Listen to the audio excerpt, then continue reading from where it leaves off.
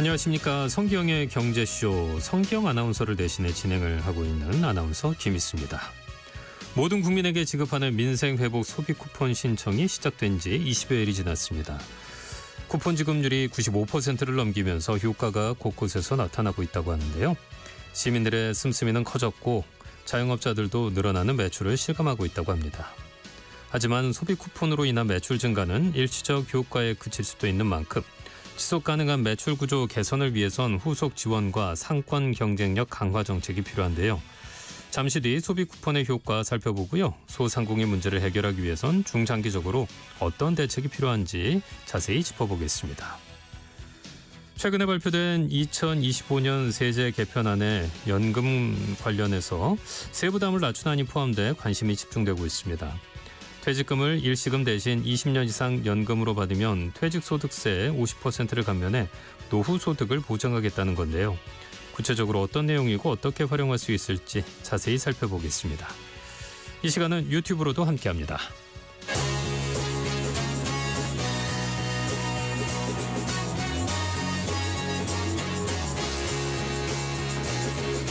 경제 시야를 넓혀드립니다. 투자의 지름길을 안내합니다. 돈 되는 정보를 발견하는 시간. KBS 1라디오 경제쇼. 먼저 오늘의 경제 뉴스 살펴보겠습니다. 경제 뉴스 브리핑 손석우 경제평론가와 함께합니다. 어서 오십시오. 네, 안녕하세요. 오늘 국내 증시가 하락 마감했네요.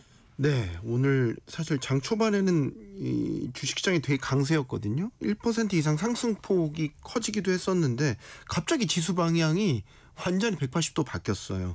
일단 종가는 코스피가 오늘 0.53% 16포인트가 빠져서 3,189.91에 거래를 마쳤고요. 코스닥은 0.57% 하락한 807.19에 거래를 마쳤습니다. 간밤에 사실 이제 미국 뉴욕 증시가 소비자 물가 발표를 앞두고 경계감이 발동하면서 하락세로 마쳤어요. 그런데 네. 이제 우리 증시는 이걸 극복을 하고 오전장에서는 외국인 기관 매수세로 인해서 시총 상위주들 특히 반도체주 중심으로 강한 오름세를 나타냈거든요. 근데 그러다가 오전 11시 넘어서면서 이게 갑자기 분위기가 확 바뀌었습니다. 급격히 하락세로 돌아섰고 오후장으로 넘어와서는 낙폭이 확대됐고 정반대 양상이 나타난 건데 이게 증시에 이제 찬물을 끼얹은 이유가 있었습니다. 대주주 양도세 기준과 관련해서 대통령실 입장이 나왔기 때문입니다. 예, 자 어떤 입장을 내놨죠? 대통령실은 주식 양도세 대주주 기준 강화를 둘러싼 논란과 관련해서 당정의 조율을 더 지켜보겠다. 그리고 대통령실의 입장은 바뀌지 않았다 이렇게 밝혔습니다. 이제 앞서 기재부가 지난달 말이었죠. 양도세 부과 기준을 이제 50억 원이었는데 10억 원으로 낮춰서 강화하는 내용의 세제 개편안을 내놓은 거고 여기에 따른 이제 개인 투자자들의 반발, 정치권에서의 비판 이런 것들이 더해지면서 결국 지난 주말 열렸던 고위 당정협의회에서는 더불어민주당에서는 50억 원 기준을 그대로 유지하자는 취지의 의견을 정부에 당시 전달을 했죠. 네. 그래서 당시만 해도 이제 전망은 이랬죠. 대통령실이 결국 50억 기준을 그대로 유지하는 쪽으로 입장을 좀 선회할 것이다. 이런 전망이 강했었는데 오늘 대통령실의 입장을 들어보면 이런 관측에 선을 그은 거라고 봐야 되겠죠. 오히려 10억 원 기준, 그러니까 기재부가 내놓은 세제 개편안 그대로 이 방침에 무게를 두고 있다라고도 보여져요. 흐름상 보면 말이죠. 그래서 이거를 시장에서는 악재로 반영을 하니까 실망 매물들이 쏟아진 것으로 보이고 이러면서 증시 분위기가 아주 180도 냉랭하게 바뀌어버린 거죠. 예, 예측했던 방향이랑 이제 반대로 입장이 나오니까 훨씬 더 실망했을 것 같아요. 네. 도널드 트럼프 미국 대통령이 금에 관세를 부과하지 않는다고 발표하면서 금값이 급락했네요. 네. 이것도 지금 트럼프 대통령이 말을 왔다 갔다 하면서 이 금 시장에 굉장히 혼란을 준 거예요. 네. 처음에는 이제 불가할 것처럼 이야기를 해서 사실 금 시장에서는 트럼프 관세 부과되기 전에 미리 금을 사재기하자라는 그런 수요도 있었거든요. 그런 영향 때문에 금값이 많이 올랐고 네. 특히 이제 지난주에 미국 연방 그 세관 국경보호청 CBP라는 곳에서 실제 스위스 그 금 제정 그 정제 업체에 서한을 보냈어요. 그래서 39% 상호관세 품목에 포함된다 이렇게 통보를 한 거거든요. 이러면서 이제 금값이 그냥 확 뛰어오른 거거든요. 근데 원래 전통적인 개념은 금이 광물이긴 하지만 금은 좀 예외였어요. 은이나 구리랑 또 다르다고요. 그러니까 일종의 안전자산, 금융자산으로 분류를 해서 관세 대상이 아니었어요. 예. 근데 요거를 이제 뭐 트럼프 행정부 들어와서 뭐 많은 게 다 질서들이 바뀌니까 금도 관세 부과 대상이 될 수 있다라고 본 거거든요. 그리고 실제 이제 부과 대상 품목이 이제 올리니까 금 시장이 난리가 난 거죠. 이렇게 올랐는데 갑자기 트럼프 대통령이 간밤에 또 금은 관세 대상이 아니다라고 또 이제 얘기를 해버린 거죠. 그러니까 순식간에 그동안 올랐던 상승분을 그대로 다 반납을 해버린 겁니다. 네. 금 선물 시장에 하루 사이에 2.5%가 떨어졌거든요. 이게 3개월 만에 최대 1일 낙폭을 기록을 한 겁니다. 일단 트럼프의 발언으로 인해서 이 금에도 관세가 부과될 것이라는 거는 해프닝으로 끝난 것 같기는 한데 이것도 사실 트럼프 대통령의 말로 지금 전해진 거잖아요. 행정명령에 서명을 하거나 뭔가 확실한 그 정책적인 어젠다가 확실하게 나와야죠. 그러니까 일말의 불확실성 있긴 있는데 일단은 기존에 있던 혼란은 지금 가라앉은 상태입니다. 일부러 서명 안 하려고 그럴 것 같은데요. 계속 트럼프의 그치면서. 성향이 하도 좌충우돌 네. 해가지고 예측이 참 힘들긴 한데 네. 간밤에 중국과의 관세 협상 11월까지 연장하는 거는 일단 뭐 서명했지 않습니까? 자, 한국개발연구원 KDI가 올해 우리나라 경제 성장률을 기존과 같이 0.8%로 전망했네요. 네, 이게 이제 오늘 수정 경제 전망을 발표를 한 거고 우리나라의 올해 성장률 전망치를 0.8%로 제시한 겁니다. 내년에는 이제 내수가 완만하게 회복된다라는 전제 아래에 1.6%까지 성장률이 올라갈 것으로 전망했습니다. 그런데 이제 올해 성장률에만 포커스를 맞춰서 보면 지난번 수정치와 이게 동일한 거예요. 지난 5월에 이게 수정을 했었는데 당시에 기존 1.6% 성장 전망에서 반토막을 쳤거든요. 0.8%로 대폭 하향 조정을 한 겁니다. 예. 근데 당시 경제 상황을 보면 장기간 건설 경기 침체, 설비 투자 부진에다가 아시겠지만 비상계엄 사태로 인해서 내수 침체가 뭐 극에 달했던 시기였고 그렇죠. 당시 또 트럼프 행정부가 들어서면서 관세 불확실성도 굉장히 컸던 시기였거든요. 그래서 이제 이번 수정 전망을 통해서 그 사이 내 추경도 집행이 됐고 했기 때문에 소폭이나 상향 조정 가능성이 있지 않나? 라고 예상을 했지만 KDI는 그대로 유지를 한 겁니다. 일단 이번 수정 경제 전망의 주요 내용들을 하나씩 보면 일단 기존과 마찬가지로 건설 투자에 대한 성장이 굉장히 부진할 것으로 전망을 했습니다. 마이너스 8.1%를 전망했습니다. 이게 3개월 전 발표한 전망치보다 3.9%포인트나 더 내린 것이고요. 이 건설 투자와 설비 투자를 합한 총 고정 투자 증가율도 마이너스 2.7%. 이게 역시 종전 전망치보다 마이너스 1.8%포인트나 되게 큰 폭으로 하향 조정을 그러네요. 한 겁니다. 바로 이 두 개 부분이 성장률 전망치를 이번에 상향하지 못한 결정적인 이유가 된 거라고 봐야겠고요. 사실 그 외에 수출은 비교적 선방한 것으로 나타났습니다. 총 수출 증가율이 올해 0.3%에 그칠 것으로 내다봤지만 이번 전망에서는 1.8%포인트나 상향 제시했습니다. 2.1%를 제시했고요. 고용도 대폭 2배 가까이 늘어날 것으로 전망을 했습니다. 또 장기간 부진 흐름을 이어가던 소비 역시 금리 하락, 최근에 추경을 통해 소비 부양책으로 인해서 올해 1.3%, 내년에는 1.5%까지 성장할 것으로 전망했습니다. 예. 경제 성장률을 1%대로 끌어올리기 위해선 추가 추경이 필요하다는 주장도 있는데 네. 이에 대해서 KDI는 어떤 입장인가요? 오늘 이제 기자회견 자리에서 당연히 여기에 대한 질문이 나왔어요. 일단 KDI는 이번 수정 경제 전망을 통해서 추경의 효과를 0.1%포인트로 분석을 했습니다. 이 얘기는 성장률을 0.1%포인트 추경이 올리는 효과가 있었다라고 네. 본 거죠. 다만 이제 추가 추경에 대해서는 그러니까 즉 3차 추경이 되겠죠. 3차 추경에 대해서는 부정적이었습니다.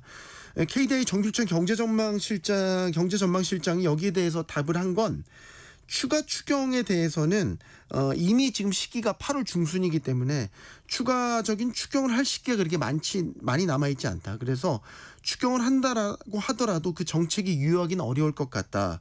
그래서 필요하다면 내년도 예산안에 반영하는 것이 낫겠다라는 이야기를 했습니다.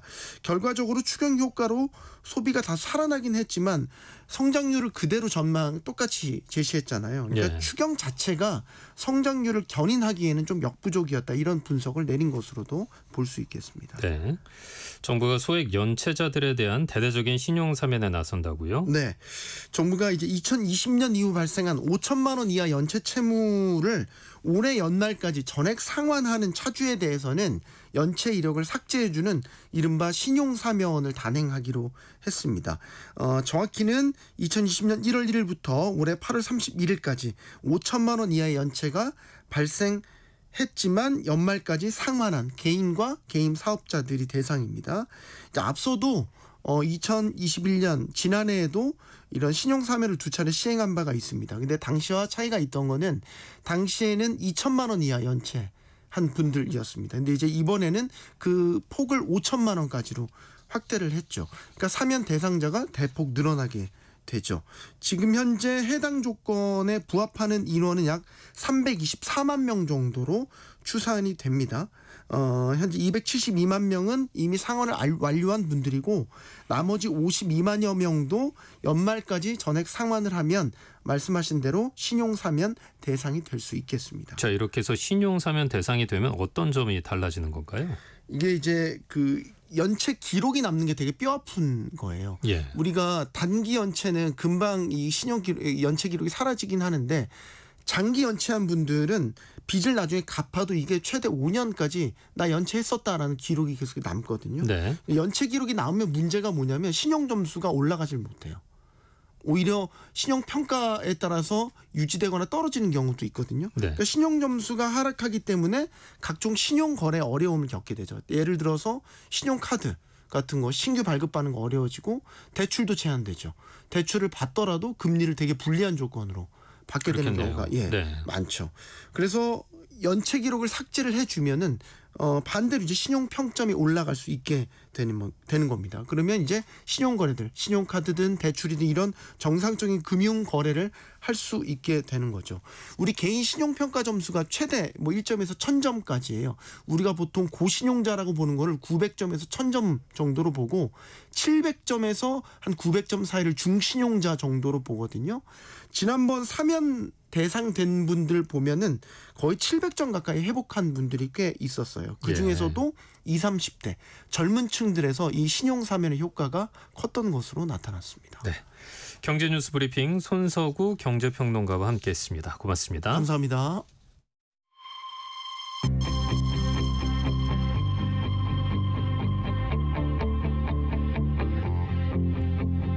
경제 전문가의 원포인트 레슨. 꼭 알아야 할 정보와 이슈를 알기 쉽게 풀어드립니다. 대한민국 경제 고수와 함께 투자의 맥을 짚는 KBS 1라디오 경제쇼. 진행의 성기영 아나운서입니다. 자, 지금 성경 아나운서 대신 김희수 아나운서가 진행하고 있습니다.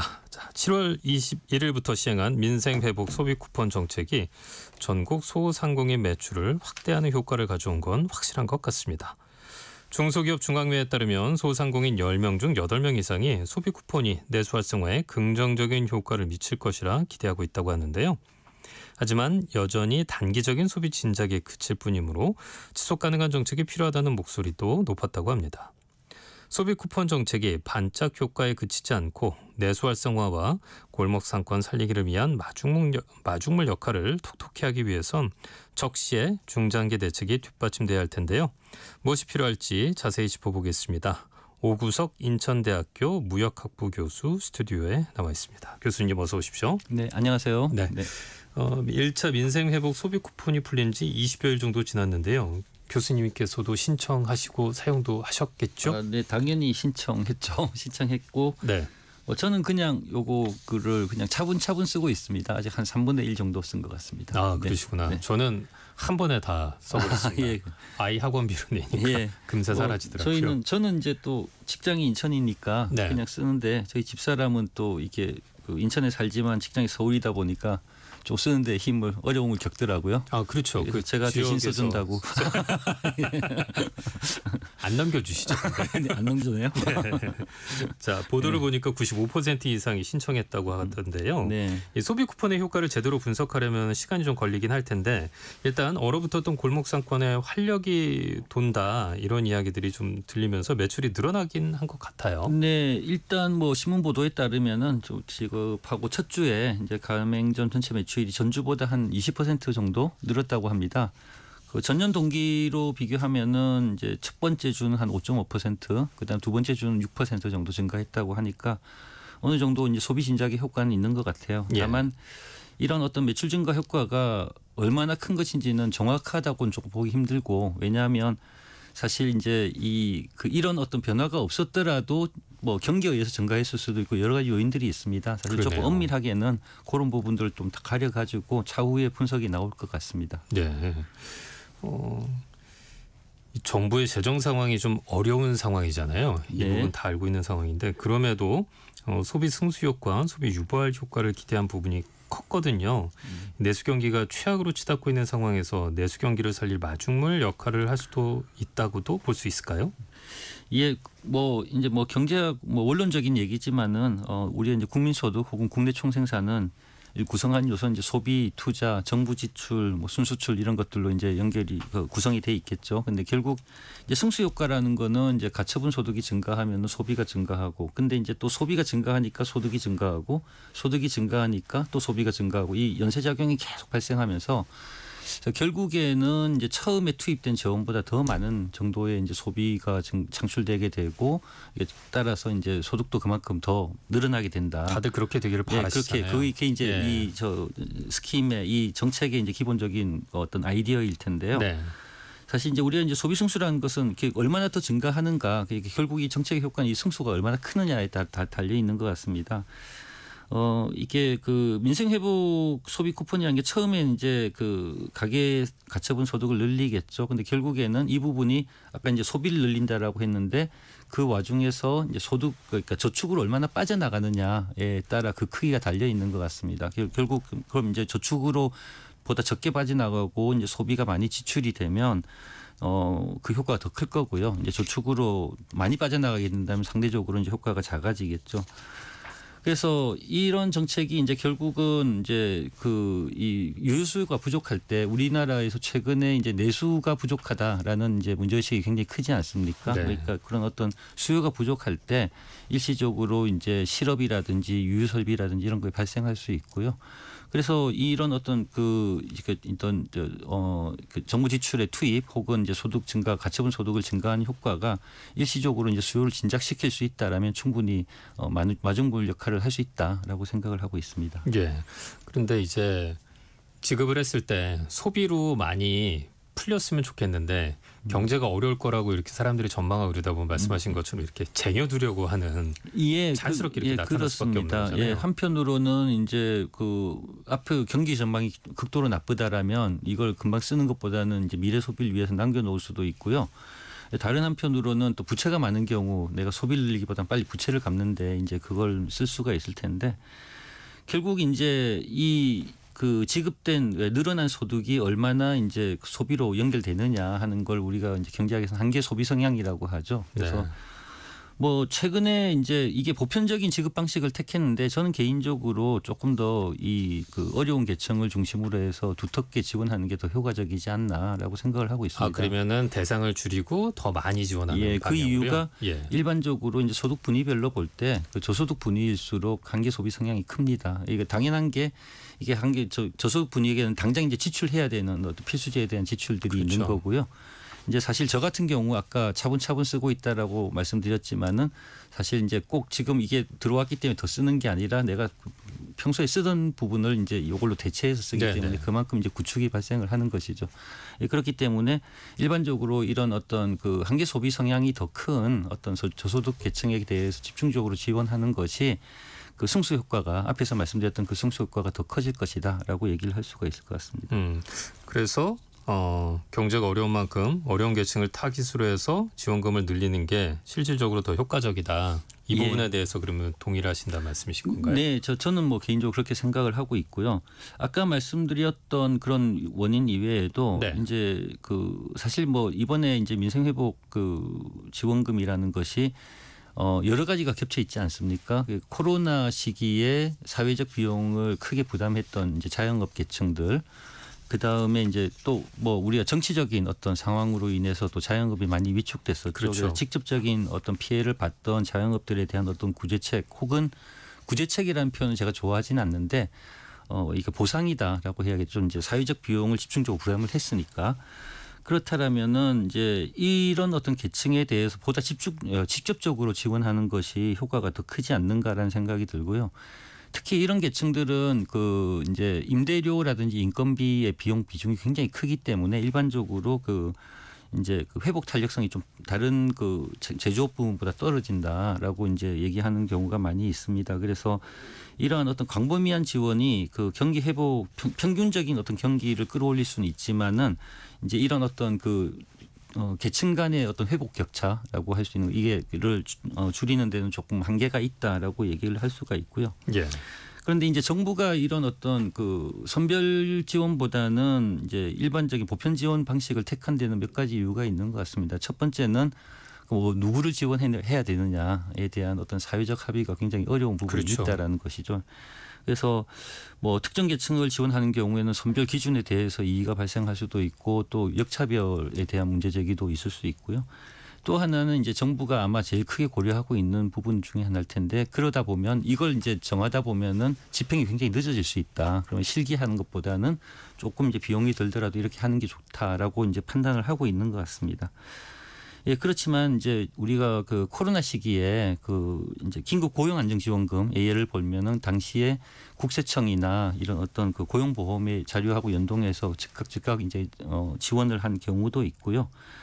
조금 더 중장기적으로 보면 제가 이제 이런 어떤 그 코로나 때의 긴급 재난지원금이라든지 민생회복지원금이라든지 우리가 이제 수요가 위축된 상황에서 이런 어떤 형태의 정책들이 정책 수단으로 활용될 수 있는 경우가 앞으로 빈번하게 나타날 수 있는 것 같은데 그렇다면 사회적으로 좀 사전적으로 이런 경우에 어떤 계층을 중심으로 지원한다라는 것을 정책적으로 좀 준비하고 있을 필요도 있지 않는가라는 생각이 듭니다. 예.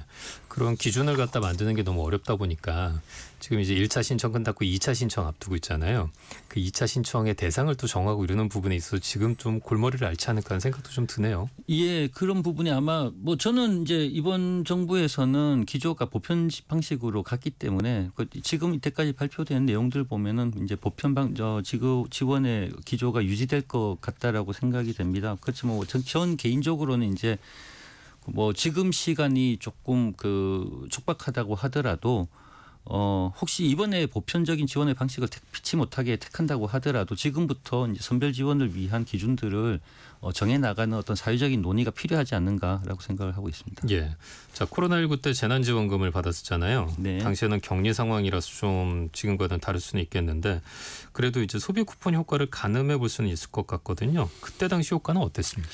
이게 뭐 지금 한 5년이 지났는데 사실 그 당시에 그 지급한 당시에는 연구가 굉장히 많았어요. 그런데 사실 이 효과라는 게 좀 장기적으로 봐야 되는 효과인데 뭐 연구마다 조금 천차만별은 있습니다. KDI의 연구에 따르면은 한 100만 원을 지급해서 그 중에 한 30% 정도 활용된 것 같다, 늘어나는 효과가 있었던 것 같다라고 이제 보고 있고요. 반면에 조금 이제 그 시간이 지나서 이루어진 연구가 이제 이유진 교수, 강찬희 교수, 우석진 교수 이 세 분이 연구한 건데 거기에 따르면은 이제 한계 소비 성향이 한 그 4분의 3 정도 되는 것 같아. 이게 지급된 늘어난 소득의 한 4분의 3 정도가 지출된 것 같다라고 보고 있는 것 같습니다. 그래서 뭐 후자의 연구를 우리가 믿는다라면 이제 승수 효과가 이제 크게 보면 4까지 이룰 수 있다. 다시 말해서 처음 투입된 예산보다 한 그 이론적으로는 그 늘어난 소득이 한 그 경기 진작 효과가 한 4배 정도의 효과가 있었다라고 해석할 수 있을 것 같고요. 뭐 최근에 그 작년에 이제 카이스트 연구진의 연구 결과도 첫 5주 동안에 이제 그 매출이 한 4.5% 정도 증가했고 당시에 그 지급된 예산의 그 1.09배 정도의 이제 매출액 증가가 있었다. 그래서 1.09배가 그렇게 크지 않은 것 같지만 그게 사실 지급되고 첫 5주 동안의 효과이기 때문에 어느 정도 성과는 있었다라고 우리가 볼 수 있을 것 같습니다. 예. 자, 2차 민생회복 소비 쿠폰도 예정돼 있는데요. 재정이 얼마나 들어가게 되는 걸까요? 뭐 저도 이 부분은 제가 정확하게 팔로우업이 안 돼서 말씀드리기가 좀 어려운데 지금 이제 그 2차 추경에서 지금 13조 9천억이 이제 국비가 예산이 섰고요. 그 중에 이번에 이제 그 지급된 금액이 한 8조 1천억 정도 되는 것 같습니다. 그러니까 그 예산에서 12조 2천억 정도 섰고요. 근데 이제 그 지방비까지 합치면은 총 예산이 한 13조 9천억 정도에서 한 66% 정도가 교부가 됐다라고 하니까 일단 2차에서는 이제 4조에서 1천억 원, 그 4조 1천억 원 정도가 더 이제 예산 여유분이 있고요.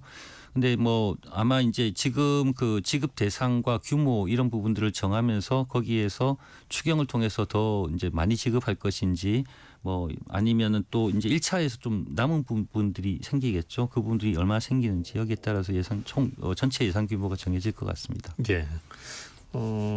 재정 상황도 안 좋은데 밑빠진 독에 물 붓는 일 아니냐.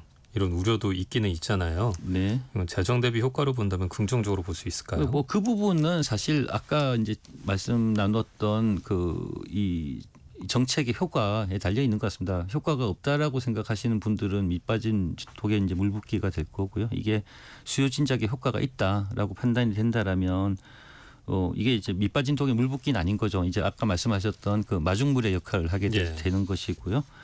그래서 뭐 기존에 이제 그 코로나19 당시의 그 효과를 보면 아까 말씀드렸듯이 어느 정도 효과가 있었다라는 어떤 평가들이 많이 있는데 또 이번에도 똑같이 효과가 나타날 것이다라고 보기에는 조금 어려운 측면이 있죠. 왜냐하면은 당시에는 소비가 극단적으로 위축이 됐었고요. 뭐 지금은 이제 소비가 위축돼 있긴 하지만 그 정도는 아니니까 그래도 그것뿐 이제 그 당시보다는 조금 효과가 작지 않을까라고 생각하고 있습니다. 그렇지만 이제 우리나라가 뭐 그러니까 다른 동북아 국가들이나 OECD 국가들과 비교해 볼 때 소비가 뭐 소비 성장이 좀 미약하다라는 점을 이제 고려를 하면 어느 정도의 효과는 가져오지 않을까라고 생각을 합니다. 이게 현금성 지원이다 보니까 물가 상승 우려도 나오고 있잖아요. 이 부분 어떻게 보세요?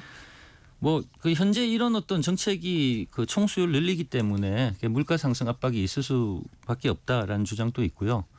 근데 이제 그 소비 쿠폰의 용도가 제한적이고 뭐 예산이 국채로 발행을 통해서 이루어지기 때문에 뭐 총 통화량이 늘어나지 않아서 이제 물가 상승 효과가 작을 것이다라는 크게 두 가지 입장이 대립하고 있는 것 같습니다. 근데 이 코로나 시기 재난지원금은 틀림없이 이제 물가 상승 효과가 어느 정도 있었던 것으로 판단이 되고요.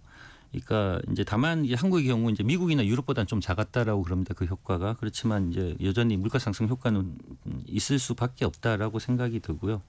문제는 최근 이제 물가 상승의 요인이 이런 어떤 그 수요 측의 요인에서만 발생하는 것이 아니라 뭐 아직까지도 이제 우크라이나 전쟁이라든지 그 글로벌 공급망의 교란 이런 부분이 작용을 하면서 물가 상승이 되고 있기 때문에 결국 이제 이 그 비용 측면에서의 물가 상승과 수요 측면에서 물가 상승이 결합돼서 나타날 우려는 충분히 있는 것 같습니다. 따라서 결국 이제 지금 현재 정책을 판단할 때 정책의 우선순위가 물가를 잡는 것이 목표냐 아니면은 내수 진작을 통해서 이 경기를 활성화시키는 게 목표냐 거기에 대한 판단이 중요한 것 같고요. 소비 쿠폰이 뭐 저 개인적으로는 소비 쿠폰이 이제 내수를 진작할 수 있는 정책의 목적을 달성할 수 있다면 어느 정도의 물가 상승은 감내하면서 가야 되는 게 아닌가라고 생각을 하고 있습니다. 예. 많은 이견이 있긴 하겠습니다만 그래도 지역 경제 활성화에는 도움이 됐다는 부분에 대해서는 많이들 동의하실 것 같기는 해요. 네, 뭐 이제 일단 뭐 이렇게 소상공인 특히 자영업 쪽에서 이제 그 매출이 늘어나고 이제 그 부분이 있고요. 그다음에 특히 뭐 그 내용들이 결국 이게 이제 좀 이 정책의 특징적인 건 이제 지역 화폐와 연결해서 지급하고 있다라는 점이겠죠. 사실 이제 이런 아이디어는 저는 개인적으로 뭐 이렇게 나쁘지 않은 아이디어라고 생각을 합니다. 왜냐하면 이게 이 코로나라든지 이런 재난 상황이라든지 경기 위축 상황이 올 때 이제 그 침체에서 벗어나는 그 회복 탄력성이라고 우리가 얘기하죠. 그건 이제 계층별로 아까도 다르다고 말씀드렸지만은 지역별로도 많은 차이가 있습니다. 근데 사실 이제 일반 지방이 갖고 있는 많은 문제들이 그러니까 교통망이 발전하고 이제 편의가 개선이 되면서 사실 지방에서 이제 서울로 수도권으로 이동이 굉장히 예전에 비하면 쉬워졌지 않습니까? 그러다 보니까 이제 소위 이제 빨대 효과라는 게 발생을 하죠. 그러니까 모든 이제 생산은 지역에서 이루어지더라도 소비는 서울에서 수도권에서 이루어지는 이런 형태들이 이제 많이 발생을 하고요. 그래서 이제 지역 화폐의 본질적인 목적은 이런 어떤 그 돈의 그 흐름을 지역 내에서 순환시키자라고 하는 것이 이제 가장 큰 목적이기 때문에 뭐 이렇게 이제 지역 화폐와 결합해서 지급하는 방식은 저는 뭐 괜찮은 방식이다라고 생각을 하고 있습니다. 예. 결국 이 소비 쿠폰 효과는 11월 말에 이제 소진되는 거잖아요. 네. 그러면은 이제 가장 중요한 게 제대로 된 소상공인 대책이 될 것 같은데 구체적으로 어떤 게 필요할까요? 예, 뭐 이제 앞에서 말씀드렸던 대부분의 연구 결과가 공통점은 이 소비 쿠폰의 효과가 그렇게 길지는 않다. 네. 이게 이제 한 뭐 1분기 정도 지나면은 이제 거의 약화되는 것 같다라는 평가고요. 따라서 이 정책은 이제 단기적인 처방의 효과를 가져올 수밖에 없습니다. 그래서 따라서 이제 사실 그 우리가 다른 한편으로 보면 저희가 항상 뭐 어디 가서 말씀드리고 할 때는 결국은 소상공인 부분 혹은 특히 이제 자영업 부분에 대해서 우리가 얘기를 할 때는 이게 뭐 취약 부분을 지원하고 보존해주고 이런 부분은 지금 이제 특수 상황에서 이 지원의 정책이 필요한 거고요. 이제 장기적으로 더 중요한 부분은 이제 구조적인 대책이라고 얘기할 수 있을 것 같습니다. 뭐 여러 가지 부분에 대해서 말씀을 나눠야겠지만은 이제 뭐 시간이 많지 않으니까 몇 가지만 제가 중요하다고 생각한 포인트를 말씀드리면요. 하나는 이제 이게 우리나라의 뭐 중앙정부도 그렇고 지방정부도 그렇고 골목 상권을 지원할 수 있는 전문기관이 필요하다. 현재 그 소상공인 시장 진흥재단이 있는데 이 기관은 아직까지는 이제 실행기구의 역할을 갖고 있고요.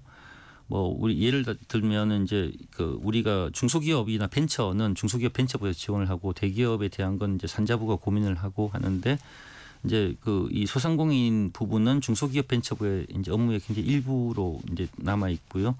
또 이제 연구소를 놓고 생각을 해보면은 이제 뭐 우리가 KDI고 산업연구원도 있고 중소기업 연구원도 있고 하지만은 이 자영업 골목시장을 고민하는 연구원들은 그렇게 많지 않다. 그래서 연구의 굉장히 일부분 한 주제로만 이제 다루어지고 있기 때문에 이런 어떤 장기적인 역량 강한 지원 기관이 필요하다라는 것 하나 하고요. 두 번째는 그 소상공인들이 지역 개발에서 의사결정에 영향을 미치고 관여할 수 있는 역량을 키워나가는 게 굉장히 중요하다라고 생각을 합니다. 그래서 지역 맞춤형 어떤 골목 상권 개발 정책을 수립하고 그걸 위해서 지역 골목 상권 개발위원회가 필요하다.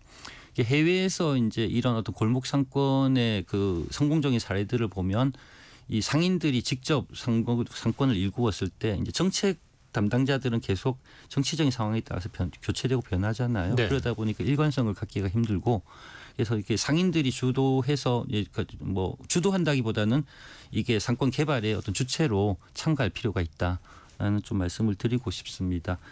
그리고 이제 그 또 하나는 저희가 이제 자영업 같은 경우는 생업에 바쁘기 때문에 이제 법률 서비스라든지 이런 부분들을 혼자서 해결하기 어렵기 때문에 어떤 전담 법률 지원 서비스 같은 게 필요하지 않나라는 생각이 들고요. 다른 한편은 이제 사회 안정망 차원에서 고용 그 보험 가입에 대한 제도 개편이 좀 많이 필요할 것 같습니다. 네. 자, 지금까지 오구석 인천대학교 무역학부 교수와 함께했습니다. 교수님 말씀 잘 들었습니다. 고맙습니다. 네, 감사합니다.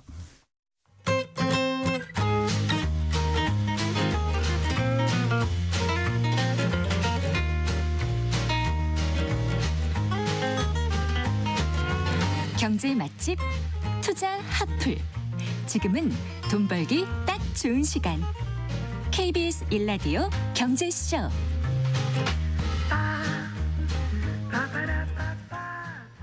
백세 시대 행복한 노년을 위해서는 건강과 노후 대비가 무엇보다 중요한데요. 은퇴 이후 노후 자금을 위해 돈 관리 계획을 구체적으로 세워봅니다.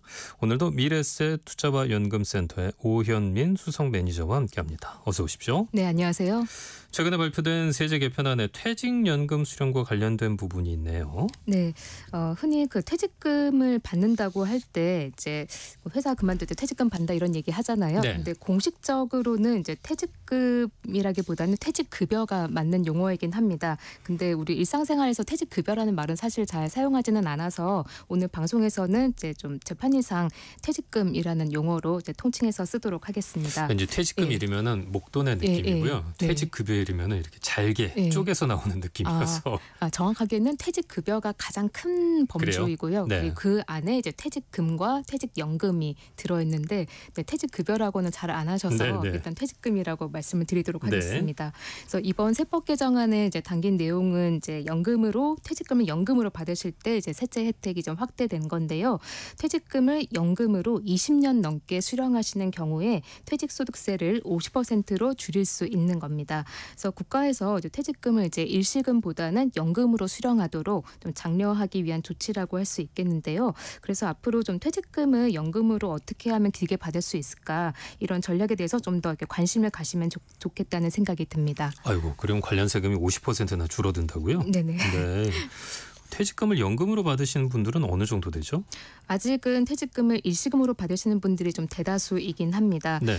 지난해 퇴직금 수령을 시작한 계좌 중에서 연금으로 받는 계좌가 얼마나 되나 봤더니요. 비율이 한 13%입니다. 그러니까 나머지가 87%가 일시금 수령이니까 이제 훨씬 좀 많으신 분들이 일시금 수령을 하고 계시는 거긴 한데요. 네. 그렇긴 한데 이제 좀 변화의 흐름이 좀 보이는 것 같긴 합니다.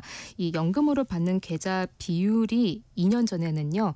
아까 작년 기준으로 13%라고 말씀드렸는데 그보다 2년 전에는 7%밖에 안 됐습니다. 반 정도 됐네요. 그러면. 예. 그러니까 2년 사이에 이제 2배로 네. 이제 그 비율이 이제 늘어난 건데요. 그리고 이렇게 통계를 보게 되면 또 눈여겨보게 되는 점이 이 계좌가 아니라 금액 기준으로 따져보게 되면요, 연금으로 받겠다라고 한 신청한 금액이 전체 이제 연금 개시하는 금액에서, 그러니까 전체 그 퇴직금을 이제 수령하는 금액에서 절반 정도가 넘습니다. 절반 정도가 이제 절반 이상이 연금으로 받겠다라고 신청을 하고 있는 겁니다.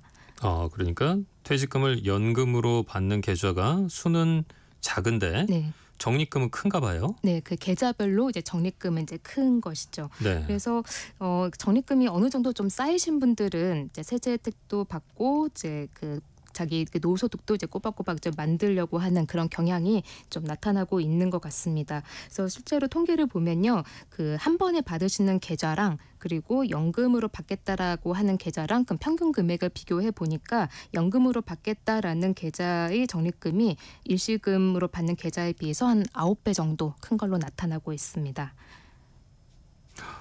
그래요? 네.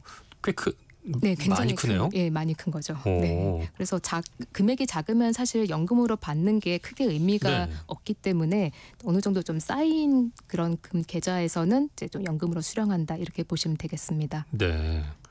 자, 그러면 그 퇴직금을 받아서 연금으로 받기까지의 네. 과정을 좀 한번 정리해봐 주실래요? 네. 회사 떠날 때 이제 퇴직금은 IRP 개인형 퇴직연금 계좌로 받게 되어 있습니다. 단 이제 예외 상황도 있는데요. 퇴직금이 300만 원이 안 되거나 나이가 55세가 넘거나 혹은 뭐 퇴직자가 퇴직금을 담보로 대출을 하셨었을 때 상환해야 되는 경우, 이 경우는 이제 IRP 계좌가 아닌 그냥 일반 계좌로 이제 받으실 수가 있습니다. 네. 근데 55세가 넘었고 퇴직금을 연금으로 받고 싶다라고 하는 경우도 있을 수 있잖아요. 근데 그런 분들은 주로 이제 연금저축 계좌를 많이 활용하시는 것 같습니다. IRP 같은 경우에는 좀 이제 꺼냈을 때 좀 제약사항이 있다 보니까 연금저축을 좀 많이 선호하시는 것 같습니다. 예. IRP 계좌로 퇴직금을 받을 때 세금을 떼고 받나요? 아닙니다. 퇴직금에 붙는 퇴직소득세는요, IRP 계좌로 퇴직금을 받으실 땐 바로 내지는 않습니다. 퇴직금을 꺼내 쓰실 때 내는 겁니다. 그래서 세금 내는 시점이 퇴직금을 받을 때가 아니라 쓸 때로 이제 미뤄지는 거죠. 네. 그러면 55세 이전에 일시금으로 꺼내 쓰게 되면 세금은 어떻게 돼요? 네, 55세 이후에 이제 연금으로 받는 그 순간을 나는 기다릴 수가 없다. 빨리 이제 일시로 꺼내 써야 되겠다라고 한다면요, IRP 계좌를 해지하셔야 됩니다. 해지를 하시고 그리고 퇴직금 받을 때 그 퇴직소득세를 안 냈었잖아요. 네. 그 안 낸 거를 100% 다 이제 내셔야 됩니다. 그리고 퇴직금을 받아가지고 만일에 그 안에서 펀드나 ETF 가지고 이제 굴려서 수익이 있었다라고 한다면은 그거는 16.5% 기타 소득세를 내셔야 됩니다. 그러면은 IRP 계좌 해지하지 않고 일부만 꺼냈을 수 없냐라고 이제 물어보실 수 있는데요. 특정한 상황에서만 가능합니다. 예를 들어서 무주택자가 본인 명의 주택을 구입한다든가 혹은 뭐 개인 회생, 파산 선고 이런 특별한 사유에 해당이 되면은 이제 일부만 꺼내 쓰는 것도 되는데요. 그에 따른 세율은 또 조금씩 달라지기 때문에 직접 좀 확인을 하셔야 되겠습니다. 극히 예외적인 경우만 되는 거네요. 그러면. 네, 맞습니다. 자, 그렇다면 55세 이후에 퇴직금을 연금으로 꺼냈을 때는 세금은 어떻게 되나요? 네, 1년 차에서 10년 차까지는요. 퇴직소득세의 70% 그리고 11년 차에서 20년 차까지는 60%를 납부하게 됩니다. 이게 현재의 세율이고요. 앞서 말씀드린 이번 세법 개정안에서는 21년 차부터는 50%만 납부하게 해준다고 합니다. 그래서 예를 들면요. 네. 퇴직소득세율이 내가 10%다라고 해볼게요. 그럼 55세 이후에 퇴직금을 연금으로 내가 25년을 받겠다라고 하면요. 첫 10년 동안은 10%의 70%인 7% 세율로 내고요. 그다음 11년 차부터는 10%의 60%인 6% 세율 그리고 21년 차부터는 5% 세율로 내게 되는 겁니다. 자, 퇴직금 원금에 대해서는 그렇게 세금을 내고 그러면 그 원금을 굴려서 투자로 얻은 수익은 나중에 연금으로 받을 때 세금이 어떻게 되죠? 네, 요즘 퇴직금을 이제 굴려서 이제 펀드나 ETF 투자해가지고 수익도 많이 얻으시잖아요. 네. 그 운용 수익은 연금소득세를 내는데요. 50대, 60대에는 5.5%, 그리고 70대는 4.4%, 80대에는 3.3% 세율이 적용이 됩니다. 그래서 이 세율 같은 경우에는 이 퇴직금에 대한 운용 수익 뿐만 아니라 그 연말정산 때 이제 세액공제 혜택 받으려고 이 IRP 계좌나 연금저축에 이제 그 개인적으로 저축하시는 금액 있잖아요. 네네. 그 적립금도 동일하게 이 세율이 적용이 됩니다. 퇴직연금 계좌의 적립금을 연금으로 길게 받으면서 세제 혜택을 누리려면은 적립금을 키우는 데 힘을 쏟을 필요가 있겠어요? 네, 그래서 퇴직금 받으시고 그대로 두시는 게 아니라 퇴직금을 잘 운용하시는 게 그 중요한 과제가 되는 겁니다. 그래서 투자를 통해서 이제 퇴직금 원금을 또 크게 키워야 이렇게 수령할 수 있는 기간도 길게 가져갈 수 있고 또 수령할 수 있는 내 연금액도 키울 수 있기 맞아요. 때문에 이제 그런 네. 건데요. 그 퇴직연금 적립금 운용이 얼마나 중요한지 좀 말씀을 드리자면요. 만일 이제 IRP 계좌에 적립금이 3억 원이 있다고 예시를 들어보겠습니다. 그러면은 연 1,500만 원씩 꺼내 쓴다고 하면은 20년이면은 다 소진이 되겠죠. 그렇겠죠. 네. 근데 만일에 내가 3%의 수익률을 연으로 낸다고 한다면은 20년이 아니라 30년을 꺼내 쓸 수가 있습니다. 그리고 4%가 되면요. 40년 넘게 또 꺼냈을 수가 있게 됩니다. 결국 내가 어떻게 운영하느냐에 따라서 내 그 은퇴 자금이 수명이 좀 달라진다고 볼 수 있기 때문에 굉장히 중요하다고 할 수 있습니다. 연 4% 수익을 거두면은 2배 네. 기간을 갖다 늘릴 수 있는 거네요. 네, 맞습니다. 꺼내 쓰는 기간을. 네. 최근에 개인형 퇴직연금 IRP 운용에 대해서 관심 가지신 분들도 늘어나고 있다면서요? 네, 맞습니다. IRP 가입자들 지난해 연간 수익률을 보니까 평균 한 5.86% 정도 나오는데 이거는 이제 평균이고요. 그리고 100명 중에서 보면 이게 한 25등 정도 되는 그 수준이라고 할 수 있습니다. 근데 요즘 그 적극적으로 운영하시는 분들이 굉장히 많이 늘어났어요. 이 상위 1% 같은 경우에는요. 수익률이 33%가 넘습니다. 네. 그래서 지난해 S&P 500 수익률이 배당금 재투자 포함하면 한 25% 정도 되는 걸 생각해 보면은 이 투자에 진심인 분들이 많이 좀 늘어나고 있다라는 걸 좀 볼 수 있는 것 같습니다. 그래서 이분들이 그러면 뭘 주로 투자했냐? 이게 그 이번 그 한 얼마 전에 나온 그 퇴직연금 투자 백서에 그 실려 있는데요. 미국 대표 지수 혹은 뭐 빅테크 기업 중심으로 투자하신 분들의 수익률이 좀 높은 것으로 나타나고 있습니다. 근데 이 결과는 아무래도 뭐 상품도 상품인데 아무래도 작년에 미국 시장이 좋았다는 점이 큰 요인인 것 같습니다. 크게 관심이 없으셨던 분들도 네. 수익률이 33% 이 부분 네. 마음이 자극이 많이 좀 되죠. 동하실 네. 것도 같은데 네. 평소에 신경 안 쓰셨던 분들이 이렇게 다른 사람의 퇴직연금 투자 수익률 들으면 나도 어서 투자를 해야겠다 이런 생각이 들 것 같아요. 네, 그렇지만 이제 예금만 계속 하셨던 분들이 갑자기 투자 금액을 막 크게 늘리시고 그러시면 좀 안 되겠죠. 예. 네. 이런 퇴직금을 운용한다는 전제는 좀 이게 투자 상품이 수익도 얻을 수 있지만 또 손실도 있을 수 있다라는 걸 좀 인지하시고 그리고 평소에 좀 공부를 하신다라는 거를 전제로 한다. 또 감당할 수 있을 정도만 한다라는 거를 전제로 한다고 그렇게 기억하시면 좋겠습니다. 예. 수익률이 높은 경우도 있기는 하지만 네. 그렇지 않은 경우도 분명히 실제하기 때문에 있습니다. 말이죠. 네. 한창 회사 다니는 시기에는 IRP 적립금을 적극적으로 운용할 수 있겠지만 한 50대 이상인 분들 같은 경우에는 예를 들어서 이 IRP 적립금을 공격적으로 굴리기에는 좀 조심스러울 수도 있을 것 같아요. 네. 연금을 받는 시기에 안정적으로 투자할 수 있는 방법이 어떤 게 있을까요?